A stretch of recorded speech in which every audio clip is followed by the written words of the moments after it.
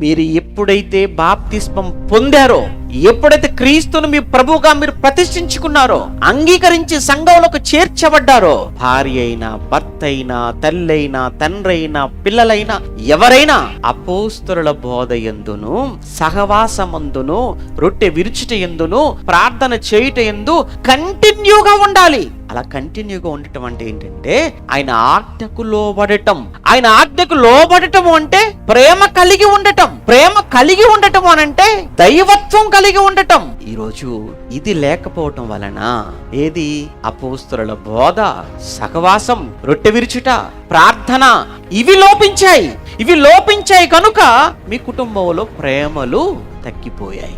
ఇవి లోపించాయి. ఈ క్రమం పెట్టాడు దేవుడు. ఈ క్రమాన్ని పక్కన పెట్టాము. ఎప్పుడైతే ఈ క్రమం పక్కకి వెళ్ళిపోయిందో అక్రమము నిండిపోయింది నీ మనసులో.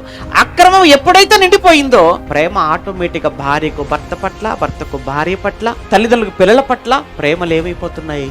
చల్లారిపోతున్నాయి. ఒక్కసారి మీరు మనసు పెట్టి ఆలోచించండి. దేవుడు చెప్పాడంటే అక్షర సత్యం, అనుమానం లేదిక.